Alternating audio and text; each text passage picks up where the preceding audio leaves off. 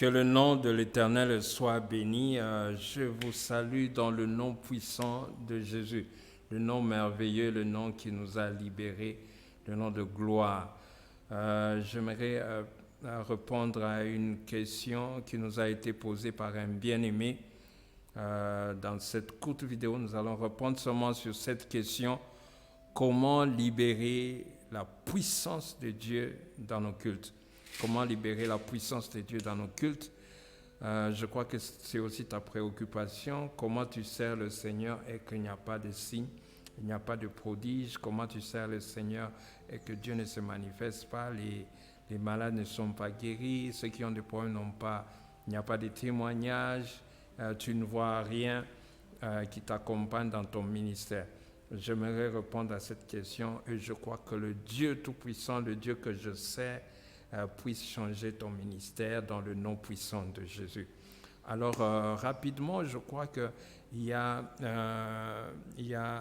un exemple que beaucoup prennent, c'est l'exemple de Élie le Tishbite dans 1 Roi chapitre 17. Si tu lis 1 Roi chapitre 17, dans ma version anglaise, je m'excuse de mettre ma version anglaise parce que je n'ai qu'une version anglaise sur ma machine. La Bible parle d'Élie le Tishbite, que lui, il a arrêté la pluie. Il a dit: il n'y aura pas de pluie sinon à ma parole. Il n'y aura pas de pluie sinon à ma parole. Et la Bible dit que cela s'est manifesté. Il y a eu 2 ans, pas de pluie sur toute l'étendue de la terre. Mais qu'est-ce qui s'est réellement passé pour que Élie, comme la Bible nous dit dans Hébreu, qu'il est de même nature que nous, mais pourquoi lui il a parlé et puis il n'y a pas eu de pluie? J'aimerais te mettre dans la circonstance dans laquelle Élie, pourquoi Élie a parlé comme ça. Élie s'est retrouvé dans un moment où l'Église a connu l'apostasie, où les enfants d'Israël ont connu l'apostasie. Ils sont allés loin de Dieu. Ils ont commencé à adorer Astarté. Ils ont commencé à adorer Baal. Ils ont commencé à voir même des prophètes de Baal, à écouter les prophéties qui venaient des prophètes de Baal et suivre Baal et donner des offrandes à Baal et aux Astartés. Alors, Élie s'est trouvé qu'il fallait faire quelque chose parce qu'il avait le souci de ramener le peuple vers son Dieu. Élie, son souci, c'était de ramener ce peuple vers son Dieu. C'est comme ça qu'Élie a déclaré que comme vous adorez Baal, là, il n'y aura pas de pluie. Allez invoquer Baal s'il est puissant qui vous ramène la pluie, mais il n'y aura pas de pluie sinon ma parole pendant 2 ans. Dieu a vu son cœur et Dieu a fermé le ciel. Dieu a fermé le ciel pendant 2 ans. Ils ont adoré, je ne sais pas, ils ont tout fait, donné des offrandes à Baal, il n'y avait pas de pluie. Jusqu'à ce qu'ils ont rencontré encore Élie, qui les a tous appelés pour aller à la montagne, pour dire: allons maintenant faire le preuve du feu. Si vous avez échoué avec la pluie, essayons le preuve du feu.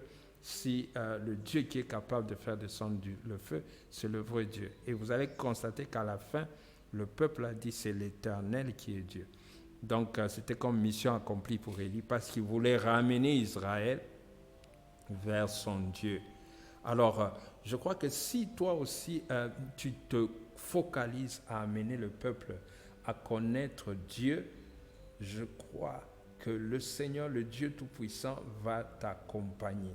Si réellement ta prédication, tu peux te focaliser à ces gens qui ne connaissent pas Dieu, à ces gens qui sont perdus, à ces gens qui vont chez les féticheurs pour chercher du secours. Si tu as réellement le souci pour dire: comment je peux amener ce peuple à connaître Dieu?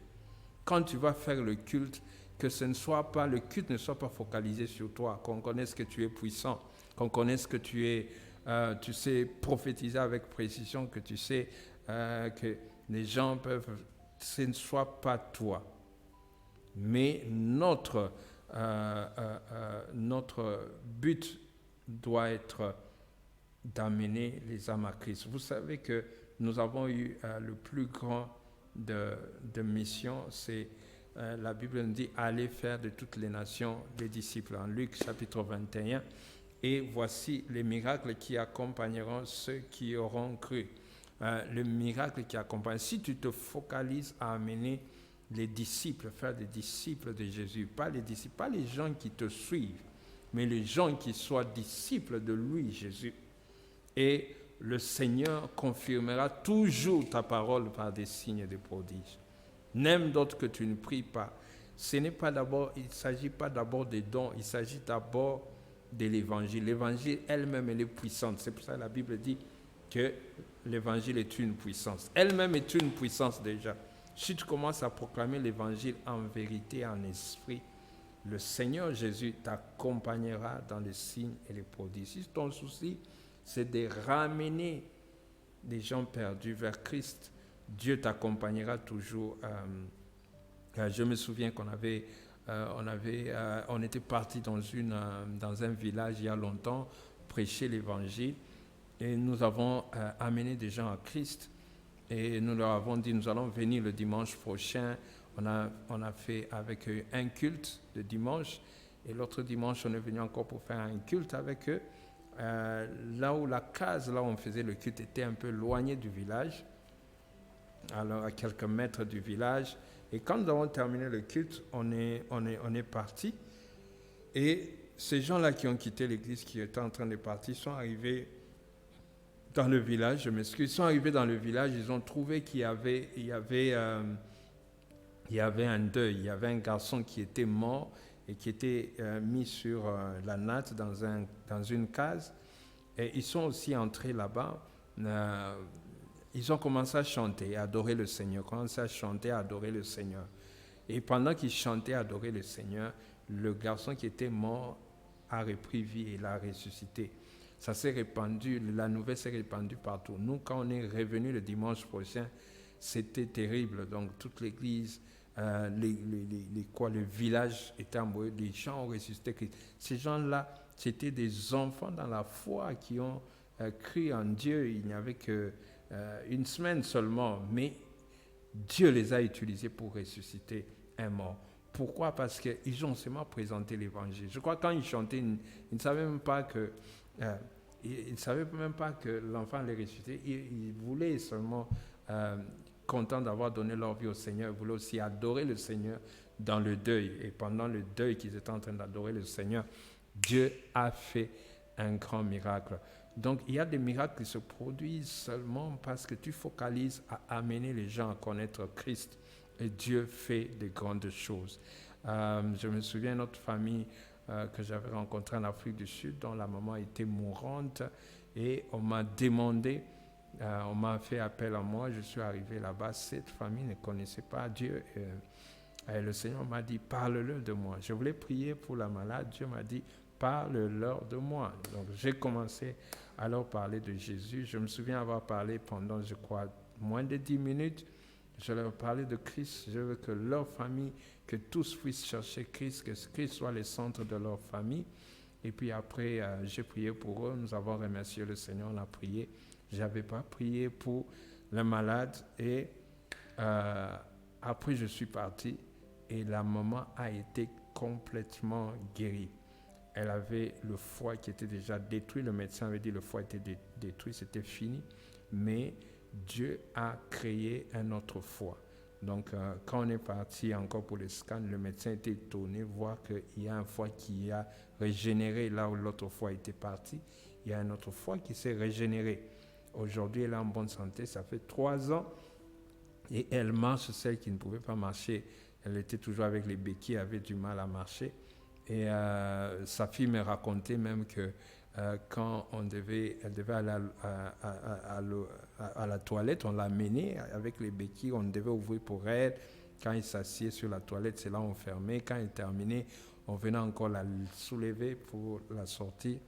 Mais sa fille me raconte qu'après la prière, là, ils étaient avec sa fille en train de causer, et puis elle se lève, elle oublie les béquilles, elle va dans la toilette, elle termine la toilette, elle revient, elle s'assied, et sa fille était en train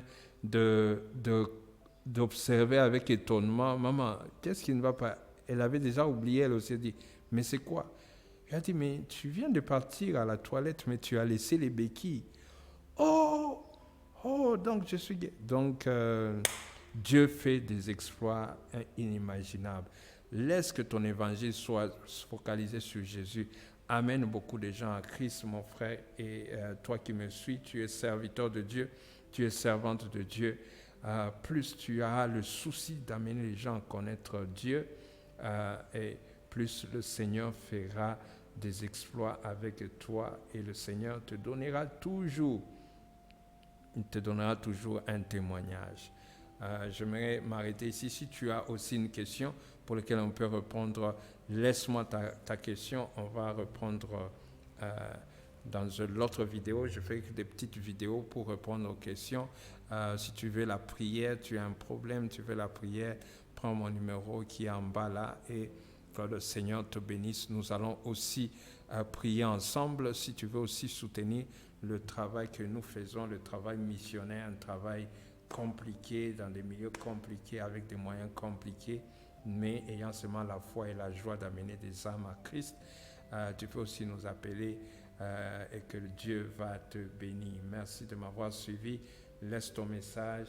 Bye bye. À la prochaine. Que Dieu te bénisse.